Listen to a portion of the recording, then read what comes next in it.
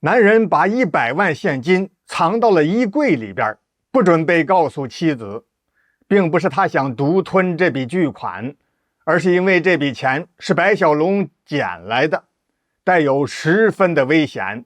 一旦妻子賈小田知道了，非得嚇出個好歹不可。就在剛才，白小龍在去接女兒放學的路上，騎着摩托車追尾了一輛小轎車。等處理完事故問題之後，趕到學校，女兒已經因為他的晚到等得快要哭了。白小龍心中很是愧疚，背着文文出了學校，打算到烤紅薯的小店裡給孩子買一大塊他最愛吃的烤紅薯。剛走了沒多遠，白小龍無意中就看見路邊的垃圾箱旁邊放着一隻烏黑的皮箱。這是在1990年代一個偏僻的小縣城，因為現在天色已黑，身邊周圍並沒有其他行人。難道這是有人故意扔在這裡的嗎？不大可能。白小龍迅速的又前後左右觀察了一下，確定周圍沒有其他人，這才一步跨過去，提起皮箱就走。嘿，還是真沉啊！白小龍是一名職業保鏢，對於這種事情他很有敏感性。他馬上斷定這個皮箱裡邊裝着的東西肯定不簡單。找到一個背人的角落，白小龍一手捂住女兒的眼睛，另一只手打開了皮箱。當發現裡邊是100萬現金的時候，白小龍首先想到了報警。可他馬上一轉念，哎呀，這筆錢可不是小數目，既然運氣把它送到了我的手裡，我可不能往外推呀。就這樣，他回到家，把裝錢的黑皮箱藏進了衣櫃。妻子賈小田下班也回來了，一家3口吃過晚飯，一夜無話。第二天一早，妻子賈小田去上班，白小龍把女兒送到學校之後，快速往家裡趕。他打算把那100萬轉移到一個更安全的地方去。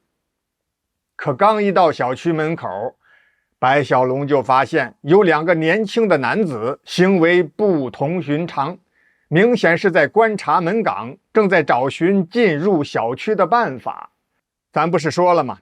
這位白小龍不是一般人，他的職業是一名私人保鏢，專門受僱於大人物，保證雇主人身安全的。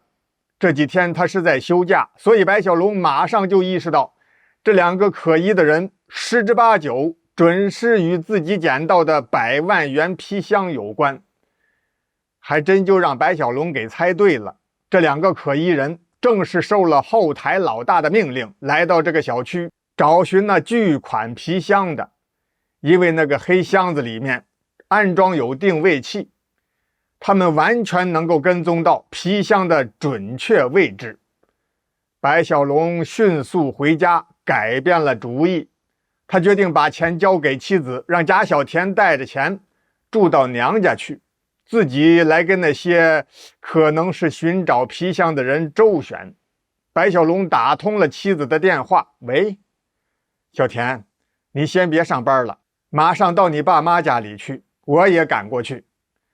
你別問了，有大事兒，很着急，到那兒我再跟你說。”休假的職業保鏢白小龍與妻子賈小田前後腳趕到了賈小田父母的家。這時候白小龍乾脆豁出去了，他就把昨晚接女兒放學的時候撿到這100萬現金的事情如實告訴了妻子和岳父母。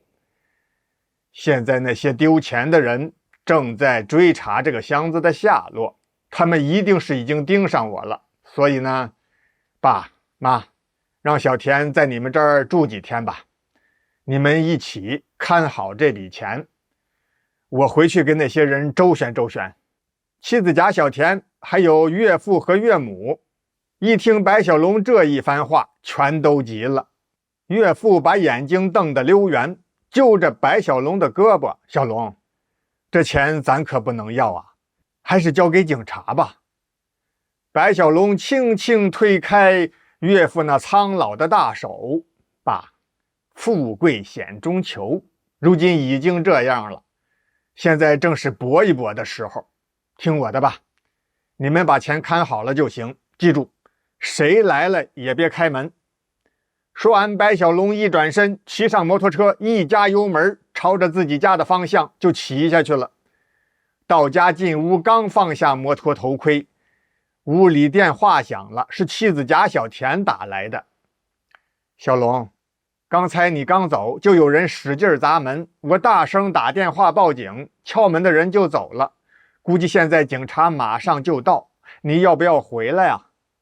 白小龍听完一咧嘴，小田，你听我说，等一下警察到了之後，你千萬別提皮箱和錢的事兒，把他們應付走了就行，我馬上回來，你和爸媽都要穩住啊。白小龍此時已經想到了一個問題，這幫家伙為什麼總是能夠像是有狗鼻子一樣準確地追着那個黑皮箱？一定是在皮箱裡邊有機關。白小龍風風火火再次騎着摩托車趕到岳父母的家的時候，果然如他所希望的一樣，警察同志來了之後做了問話和筆錄，然後就回去了。白小龍非常滿意，他打開皮箱，只翻了幾下，便找到了卡在箱子底部的定位器。果然不出我之所料。這時候岳父又勸小龍，我看還是把這些錢早點交給警察吧，免得惹禍上身。白小龍輕輕一撇嘴，爸，您不用擔心，現在我有辦法了。說完，他把全部現金都取了出來，讓岳父找個櫃子放好。白小龍自己呢，往皮箱裡裝了一堆舊報紙，然後提上箱子，又一次騎着摩托車往自己家的方向趕去。他可真夠忙的呀！不是忙，白小龍這是故意要把那些找尋百萬黑皮箱的人給吸引到自己這兒來，然後制服對方。果然2名年輕男子在白小龍的家門口截住了他，交出箱子，饒你一命。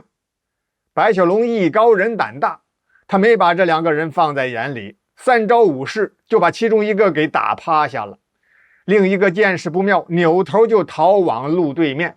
白小龍抬腿就追，就在這時，一輛飛馳而過的轎車剎車沒剎住，將白小龍撞出去老遠。逃跑的那位正高興呢，以為這下可以不挨揍了，哪知道路邊突然衝上來了2名便衣警察，抬手就把這位的手腕子給銬上了手銬。另一個被白小龍打倒的那位也被捉住了。警察怎麼會突然出現了呢？感情是白小龍的岳父在白小龍用黑皮箱裝着舊報紙一出門的时候就打通了報警電話。警察同志，我的女婿撿到了一大筆錢，是這麼回事。現在他去抓那些個可能的壞人了。警方經過審訊和調查，發現這筆巨款竟然是用來交易毒品的。當天由於臨時狀況，毒販沒有帶毒品出現，負責看管現金的犯罪分子由於一時着急，羊癲瘋發作了，被路過的好心人緊急送往了醫院，所以接女兒放學的保鏢白小龍才撿到了黑皮箱。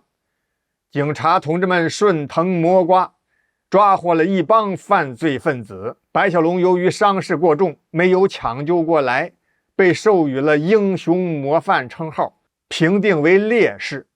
妻子賈小田悲痛不已，在父母的陪同之下安葬了丈夫的遺體。